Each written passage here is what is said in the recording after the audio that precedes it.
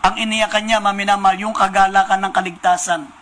Hindi baling mawala ang kanyang korona, hindi baling mawala ang kanyang kapangyarihan, maminamahal. Basta wag lang mawala ang Espiritu ng Diyos sa kanya.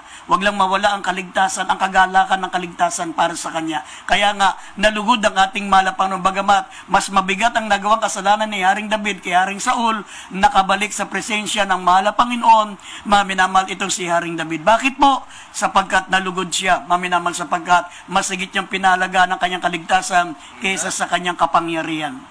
Yan po ang unang kasalanan, mga minamahal, na dahilan. Bakit nawawala ang ating korona? Yung ating crown. Pangalawa, sabi ng banal na kasulatan, mga minamahal, yung undiscipline. Minsan may mga mananampalataya, mga minamahal, na dahil sa tinatawag na unguarded moment, yung biglang galit, minsan hindi natin kayang kontrolin yung sarili natin. Hindi natin kayang disiplinahin ang ating mga sarili. Hindi ba natin alam, mga minamahal, na sabi ng banal na kasulatan, na ang ating kalaban mismo ay ang ating sarili, yung ating laman, yung ating katawan at ang ating espiritu ay magkalaban yan. Sabi po ng Galatia Kapitulo 5, talatang 17, magkalaban yan. Ibig sabihin, yung kapangyarihan ng Diyos at ang kapangyarihan ni Satanas, mga minamahal, ginagawang arena yung ating katawan. Pag sumunod po tayo sa kasalanan, maminamahal, binibigyan natin ng panalo ang dyablo. Pero pag tayo po'y sumusunod sa kalooban ng Diyos, gumagawa tayo ng katuwiran, gumagawa tayo ng kabanalan, gumagawa tayo ng matuwid sa harapan ng Diyos, ang ipinapanalo natin ay ang ating mahal na Panginoon Diyos. Kaya nga sabi ng banal na kasulatan, mga minamahal, huwag natin pabayaan mawala ang putong na ito, yung tinatawag, mga minamahal, na incorruptible crown. Sabi tayo mga pigil. Dahil tandaan po natin, mga minamahal, mismong ang kalaban natin ay ang ating sarili. Magkalaban ang laman at ang espiritu. Sabi ng Galatia 5:17. Magkalaban yan. Kaya kailangan natin ng discipline, kailangan natin ng disiplina. Kaya nga ang pangalawang dahilan, yung undiscipline. Sabi ng banal na kasulatan, dapat katulad po tayo ng atleta, marunong dumisiplina sa kanilang mga sarili, kaya sila po, maminamal, ay nagtatagumpay. Basahin po natin ang talatang ito, unang Korinto 9, talatang 25 hanggang 27. Basahin natin mga talata. Dito po sa aklat po ng unang Korinto, talata po 9, talata 25 hanggang 27. Sabi po dito sa talatang 25, ang bawat tao na nagkikipaglaban sa mga palaruan ay mapagpigil sa lahat ng mga bagay. Ginagawa nga nila ito upang magsipagtamo ng isang putong na may pagkasira, ngunit tayo niyong walang pagkasira. Talatang 26, ako nga'y tumatakbo sa ganitong paraan na hindi gaya ng nagsasapalaran. Sa ganito rin ako sumusuntok na hindi gaya ng sumusuntok sa hangin. Ngunit inaampas ko ang aking katawan at aking sinusupil, baka sakaling sa anumang paraan, pagkapangaral ko sa iba, ay ako rin ang itakwil. Amen. Yan po, mga minamahal, ang pangalawang paraan. Bakit mawawala ang ating korona, yung ating crown? Undiscipline. Sinabi ng banal na kasulatan, mga minamahal, dapat tayo po'y makipaglaban gaya ng nasa palaruan, mapagpigil sa lahat ng bagay. Alam nyo ba, mga minamahal, yung mga magigiting natin, mga atleta, katulad nila Pacquiao, katulad nila Julie De Vega, yung mga magagaling na atleta na nagbigay ng panalo sa ating bansa, nagbigay ng karangalan, yan po, maminamahal, ay natanggap nila yung mga tinatawag po na kampiyonato, yung mga putong na yun, yung mga korona na yun, dahil sa kanilang pagdisiplina. Dinisiplina nila yung kanilang sarili, hindi sila pwedeng uminom ng alak, hindi sila pwedeng magpuyat, hindi sila kailangan magumon sa iba't ibang uri ng bisyo, kailangan maging mapagpigil sila. Kaya sila naging mananagumpay. Tignan nyo, mga minamahal, yung si Navarrete, yung dating kampiyon, mga minamahal. Nung dinidisiplina niya yung kanyang sarili, siya po'y nagiging kampiyon. Pero nawala na yung kanyang pagdisiplina, hindi na siya, mga minamahal, disiplinado sa kanyang sarili, nagumon na sa alak, nagumon na sa pambababae, nagumon na sa iba't ibang uri ng bisyo, gaya ng drug addiction. Mga minamahal, siya naging talunan. Lahat ng laban niya, talo siya. Pero tignan nyo, maminamahal, yung mga magigiting na atleta. Dahil sa kanilang tinatawag na disiplina, Sila po ay nagbigay ng karangalan sa ating bansa. Tayo rin ganun, mga minamahal. Sinabi ng banal na kasulatan, bawat tao ay nakikipaglaban na sa palaruan ay mapagpigil sa lahat ng bagay. Ginagawa nga nila ito upang magsipagtamo ng putong na may pagkasira. Ngunit tayo ay walang pagkasira. Yung kanyang tinatanggap, mga minamahal, may kasiraan po yung kanilang tinatawag, mga minamahal, na putong. Yan ay masisira, yan ay mabubulok, yan ay mananakaw. Yan po, mga minamahal, ay hindi magtatagal. Pero tayo, sabi rito, ngunit tayo ay incorruptible, but we an incorruptible crown. Tatanggapin natin ang hindi nasisira na korona, walang pagkasira. Kaya nga sabi, huwag tayo makipagsapalaran. Huwag tayong gaya ng mga iba, na gaya ng nakikipagsapalaran na sumusuntok lang sa hangin. Ibig sabihin, parang bahala na. Bahala na kung mapunta sa langit, bahala na kung hindi mapunta sa langit. Mga minamahal, pag hindi ka napunta sa langit, sa impyerno ka. Dalawa lang ang patutunguhan ng tao, langit at impyerno. Pag hindi ka nagangad na mapunta sa langit, may naghihintay na impyerno, may naghihintay pa pong dagat-dagatang apoy. Kaya hindi pwede yung bahala na. Hindi pwede yung pagbabaka sakali. Hindi pwede, mga minamahal, nakikipagsapalaran ka. Sabi ng Biblia, wag tayong gaya ng iba, na gaya ng sumusuntok sa hangin. Sabi ni Apostol Pablo sa 1 Corinto 9:27, sinusupil ko ang aking katawan. At baka sakaling sa anumang paraan, pagkapangaral ko sa iba, ako rin naman ang itakwil. Kailangan natin ang tinatawag na disiplina. Mga minamahal, pag sinabing bawal yan, disiplinahin natin sarili natin. Pag sinabing bawal ang ML, mga minamahal, bawal yan. Pag sinabing bawal magpuyat sa pamagitan ng pag-games, hindi ka na nga naguman sa ML, pinalitan mo naman ng Call of Duty. Ganun din po yun. Ganun din yun. Hindi ka nga, minamahal, na nagumon sa mga tinatawag na video games na yan, mga iba't ibang games, nagumon ka naman sa iba't ibang mga pagpupuyat sa mga bagay na walang kabuluhan. Gaya ng panonood ng mga teleserye, mga Korean drama, mga pag-iidolo ng mga artista, yan po'y bawal din po, maminamahal. Hindi ka makarating sa langit niyan. Kailangan, maminamahal, disiplinahin mo yung sarili mo. Sinabi ng banal na kasulatan, without peace and holiness, no one can see the Lord. Kinakailangan, maminamahal, sinabi ng Biblia, sa Diyos ay sasamba ka, siya lamang ang iyong paglilingkuran. Mga minamahal, yung hinahangaan tayo mga basketballista, may hinahangaan tayo mga boksingero, may hinahangaan tayo mga artista, mga tinatawag, mga minamahal, mga magagaling, mga minamahal, mga dramatic actor. Yan po, mga minamahal, ay idolatry. Kasalanan din po yan. Kaya kailangan marunong tayong magdisiplina sa ating mga sarili. Sinabi ng banal na kasulatan, maminamahal, ang Diyos ay mapanibuguing Diyos. Ang kanyang pangalan ay mapanibuguin. Right. Sabi ng Exodus 34 verse 14. Kaya wag natin siyang ipagpapalit, maminamahal. Kailangan matuto tayong magdisiplina. Sabi rito sa 2 Timothy chapter 2 verse 5, mga minamahal, ang isang manlalaro, sabi rito, ay hindi puputungan hanggang makipaglabang matuwid. Dapat makipaglaban tayong ng matuwid. Ibig sabihin, pagbutihin natin yung paglilingkod sa Diyos. Pagbutihin natin, maminamahal, yung ating pong pagdisiplina sa sarili upang matanggap natin ang putong na walang kasiraan. Basahin po natin 2 Timothy 2 verse 5. Dito po sa aklat ng ikalawang Timoteo, kabanatay 2, talata po'y 5. At kung ang sino man ay makikipaglaban naman sa mga laro, ay hindi pinuputungan maliban na kung makipaglabang matuwid. Amen. Amen. Sino man ay hindi puputungan maliban kung siya ay makipaglabang matuwid. Kailangan makipaglaban tayo ng matuwid. Ibig sabihin, yung talagang wholehearted. Kailangan ang paglilingkod natin, wholehearted, nakapokus sa mahal na Panginoon. Buong puso, buong lakas, buong kaluluwa. Dapat bilang mga atleta, nakapokus tayo sa finish line. Nakatingin tayo sa langit. Sabi, ilagak natin ang ating kaisipan sa mga bagay na nasa itaas na kinaroroonan ni Kristo. Hindi sa mga bagay dito sa lupa. Ang manlalaro, maminamahal, lalo na ang mga atleta, nakapokus yan, maminamahal, sa finish line. Pag yan titingin sa kaliwa, yan titingin sa kanan yan, maminamahal, yan po'y mapapatid, matitisod yan. Lalo na kung lumingon sa likod. makukulelat ka. Kailangan nakatingin ka sa mahal na Panginoon sa finish line. Sabi, look unto Jesus, the author and the finisher of our faith. Ang ating mahal na Panginoon, ang finisher of our faith. Siya po ang ating finish line. At malapit na tayo sa finish line. Kaya dapat matuto na tayong magdisiplina para hindi maagaw yung putong natin, yung corona natin. At ang kauli-ulian, sabi ng Banal na Kasulatan, pride. Pride.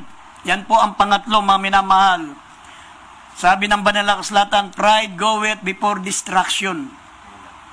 Kaya kung matutunghayan niyo po, maminamal dito po sa Lucas, Kapitulo 10, talatang 17 hanggang 20, matutunghayan niyo, maminamal, ang mga alagad.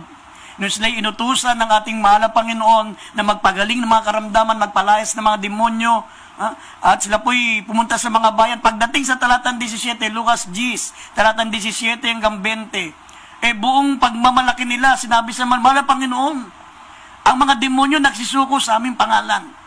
Ang mga sakit ay nagsigaling. Pero pinaalala sa kanila ng mahal na Panginoon ang nangyari kay Satanas. Sabi ng mahal na Panginoon, nakikita ko si Satanas na gaya ng lintik na nahuhulog mula sa langit. Ito'y paalala sa mga alagad, mga minamahal na kapag sila ay nakapagpagaling ng mga may sakit, pag ang demonyo ay nagsisuko sa kanila, huwag nilang ipagmalaki yun. Ang ipagmalaki nila, patunay yun na nakasulat ang pangalan nila sa aklat ng buhay. Patunay lang yun na sila'y nakasulat ang pangalan sa aklat ng buhay. Pero, mga minamahal ko, mag-ingat po tayo sa tinatawag na spiritual pride. Amen. Bakit? Sapagkat, sabi ng mahal na Panginoon, nakita ko si Satanas na gaya ng lintik na nahulog nahulog sa langit gaya ng lintik. Ibig sabihin, mga minamahal, yun ang dahilan ng pagkahulog ni Satanas sa langit, yung pride. Basahin po natin ng Lucas, Kapitulo 10, talatang 17 hanggang 20. Dito po sa aklat ng Lucas, Kabanatay 10, talatay 17 hanggang 20. At nagsipagbalik ang 70 na may kagalakan na nangsasabi, Panginoon, pati ang mga demonyo ay nagsisisuko sa amin sa iyong pangalan. At sinabi niya sa kanila, nakita ko si Satanas na nahuhulog na gaya ng lintik mula sa langit. Narito, binigyan ko kayo ng kapamalaan na inyong yurakan ng mga ahas at ang mga alakdan at sa ibabaw ng lahat na kapangyarihan ng kaaway at sa anumang paraay, hindi kayo maano.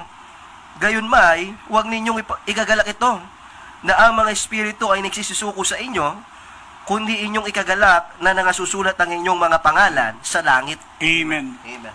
Yan po, mga minamahal. Kaya nga, mag-ingat din po tayo niyan. At pinaalala ng ating pinakamamahal na Panginoon na yung kapangyarihan yun ay ibinigay sa atin ng ating mahal na Panginoon. Hindi galing sa ating sarili yan. Sabi, binibigyan ko kayo ng kapangyarihan. Behold, I give unto you power to tread on serpents and scorpions and over all the power of the enemy, and nothing shall be any means hurt you. Binigay ko sa inyo yung kapangyarihan yan.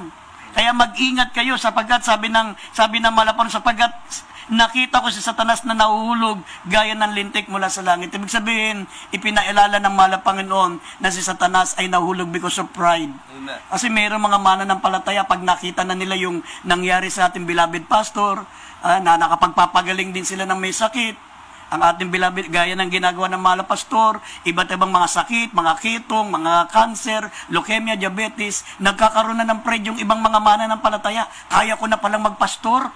Kaya ko na palang magsarili kasi niliyans ko yung kapatiran, gumaling. Meron din akong ketong, pinagpray, gumaling. Mayroong mga namatay na, pinagpray ko, gumaling. Ay, katulad na ako ng mahal na pastor, pwede na ako magpastor. Mga minamahal, sinabi ng mahal na Panginoon, tandaan nyo, si Satanas ay nakita niyang nahulog na gaya ng lintik. Ibig sabihin, ipinaalala ng mahal na Panginoon sa mga baguang mananampalataya na ito, mga baguang mananampalataya ito sa Lucas, Kapitulo 10. Ipinaalala ng mahal na Panginoon sa kanila, mga minamahal, na si Satanas nahulog dahil sa pride. Amen. Ang sabi rito sa Isaiah chapter 14 verse 12 hanggang 15, sabi rito, sabi niya, mga minamahal na ating pinakamamahal na Panginoon, nakita si Satanas ay sabi nahulog dahil sa kahambugan. Ano't nahulog ka mula sa langit. Ipinaalala ng mahal na Panginoon sa mga baguang mananampalataya, ito pong spiritual pride. Basahin natin ang Isaiah 14, verse 12 up to 15. Dito po sa aklat ng Isayas, Kabanata pong 14, talatay 12 hanggang 15. Sabi din sa talatang 12, ano't nahulog ka mula sa langit o tala sa umaga, anak ng umaga, paanong ikaw ay lumagpak sa lupa, ikaw na siyang nagpahina ng mga bansa. At sinabi mo sa iyong sarili, ako'y sasampa sa langit. Aking itataas ang aking luklukan sa itaas ng mga bituin ng Diyos. At ako'y uupo sa bundok ng kapisanan, sa mga kaduluduluhang bahagi ng hilagaan. Talata 14, ako'y sasampa sa itaas ng mga kaitaasan ng mga alapaap, at ako'y magiging gaya ng kataas-taasan. Gayon may mabababa ka sa Sheol, sa mga kaduluduluhang bahagi ng hukay. Amen. Yan po, maminamalang sinabi ng ating mahal na Panginoon dito po sa mga baguang mananampalataya. Sabi niya, nakita ko si Satanas na nahuhulog buhat sa langit, na gaya ng lintik. Bakit? Sabi ng Biblia, ano't nahulog ka mula sa langit, tala sa umaga. Anak ng umaga, paanong ikaw ay bumagsak sa lupa? Ikaw na siyang nagpahina sa mga bansa. Ito po si Satanas. Anong dahilan ng kanyang pagkahulog? Because of pride. Spiritual pride. Yung katagang I am, mga minamahal, yung ako. Yan po, maminamal, ay isa sa mga titulo ng ating mahal na Panginoon, katawagan ng mahal na Panginoon. Siya po, I am He. Siya yung I am. Sabi ng Biblia, maminamahal, sinabi ni Moses, anong sasabihin kong pangalan? Pag ako'y tinanong ng mga Israelita, sabi mo ako, yaong ako nga. Yung katagang ako, yan po yung pag-aari ng mahal na Panginoon yan. Pero inangkin ni Satanas. Ang sabi niya, ako'y sasampa sa langit at itataas ko ang aking luklukan sa itaas ng bituin ng Diyos. At ako'y uupo sa bundok ng kapisanan, sa kaduludulo ang bahagi ng lupa. Ako ay sasampa sa itaas ng kaitaasan, at ako ay magiging gaya ng katastaasan. Kinukuha niya, maminamahal, yung kalawalatian ng mahal na Panginoong Diyos. Kaya ito po yung pride. Kaya nung nagmalaki yung mga baguang mananampalataya na, Panginoon, nakita mo ang demonyo nagsisuko sa iyong pangalan. Napalas kami ng demonyo. Pinaalala kagad sa kanila ng mahal na Panginoon na sabi, nakita ko si Satanas na gaya ng lintik na bumabagsak mula sa langit. Yung nakasulat na ang pangalan nyo sa aklat ng buhay ay sapat na yan, maminamahal. Huwag na tayong mag-interest pa. Sapat na nakasulat ang pangalan natin sa aklat ng buhay. Kaya nga dito sa ating ministry, maminamahal, napakaraming nawala rito. Maraming mga nagsarili. Kasi nga, noong mga panahon na sila po'y narito sa ating banal na gawain, naranasan din nilang nagpagaling ng mga may sakit. Naranasan din nila, mga minamahal, na sila po'y nagpalayas ng demonyo. Naranasan din nilang bumuhay ng mga patay. Pero akala nila, kaya na nilang magpastor. Kaya yung iba, nagpastor na yung iba. Hindi nila alam, mga minamahal, na sinabi ng malapang noon, binibigyan ko kayo ng kapangyarihan na yurakan ng mga alakdan at ang kapangyarihan ng kalaban, hindi mananaig sa inyo. Ibig sabihin, habang ikaw ay nasa tunay na iglesia ng mahal na Panginoon, lalakip ang kapangyarihan yan. Dahil nakadugtong ka sa puno. Once na lumabas ka, once na umalis ka na, hindi ka nasasamahan ng kapangyarihan ng Diyos. Kaya sapat na nakasulat ang pangalan mo sa aklat ng buhay, para ikaw po, maminamal, ay magmana ng buhay na walang. Huwag mo nang angarin yung masigit pa diyan, gaya ni Satanas. Sabi ng banal na akslatan, mga minamal, siya'y ako. Giinangkin niya yung kapangyarihan ng mahal na Panginoon, yung ako. Yung katagang ako. Mga minamal na dapat sa mahal na Panginoon lang yan. Kaya nga, kailangan bilang mananampalataya, alam mo yung symptoms of pride. Alam mo ang symptoms ng pride, mga minamal, yung I am the best. Ako ay magaling. I am important. Yan ang mga symptoms ng pride. Ang pride, maminamal, hindi mo yan malalaman na may pride ka na hanggat hindi mo alam ang symptoms. Parang yan, dengue yan, parang COVID-19 yan. Hindi mo malaman may COVID-19 ka, meron kang dengue hanggat hindi mo, mga minamal, alam yung symptoms niyan. Yes. Ang symptoms ng pride, yung I am the best. I am important. I want to be served. Yung ikaw lagi, ako. Yan po, maminamahal, ay pride. Pero makikita nyo si Apostol Pablo, dati ang pangalan niya ay Saul of Tarsus. Ibig sabihin ng Saul, the great. Dakilang Saulo ang pangalan niya, dakilang Saulo. Great Saul ang pangalan niya, Saul of Tarsus, the great Saul of Tarsus. Pero nung siya naging mananampalataya, pinalitan niya ng Paul. Ano ibig sabihin ng Paul? Little. Maliit lang, mapakumbaba. Yung great, pinalitan niya ng little. At binaba niya ng binaba ang kanyang sarili. Sabi ng Galatia 2:20, ito ang katangiang Kristiyano na papasok sa karya ng langit. Humility, pagpapakumbaba. Basahin po natin Galatia 2:20. Ginamit niya yung katagang ako, hindi para itaas ang sarili, kundi para ibaba ng ibaba ang kanyang sarili. Pero ginamit niya pa rin yung katagang ako bilang pagpapakumbaba. Basahin po natin. Galatia Kabanatang 2, talatang 20. Ako'y napako sa krus na kasama ni Kristo, at hindi na ako ang nabubuhay, kundi si Kristo ang nabubuhay sa akin. At ang buhay na ikinabubuhay ko ngayon sa laman ay kinabubuhay ko sa pananampalataya. Ang pananampalataya na ito'y sa anak ng Diyos na sa akin ay umibig at ibinigay ang kanyang sarili dahil sa akin. Amen. Amen. Yan naman, maminamal ang kabaligtaran ng ako. Nakabaligtaran na ginawa ni Satanas doon sa katagang ako. Ito po'y signs of humility. Ginamit niya yung katagang ako bilang pagpapakumbaba. Ako'y napako na kasama ni Kristo. Hindi na ako ang nabubuhay sa aking sarili. Ang ikinabubuhay ko na lamang sa laman ay ikinabubuhay ko sa pananampalataya, at ito'y pananampalataya sa anak ng Diyos na umibig sa akin at namatay nang dahil sa akin. At sabi ng banal na akslatan, maminamahal, magtapat ka hanggang kamatayan, bibigyan kita ng putong ng buhay. Kaya sa gabing ito,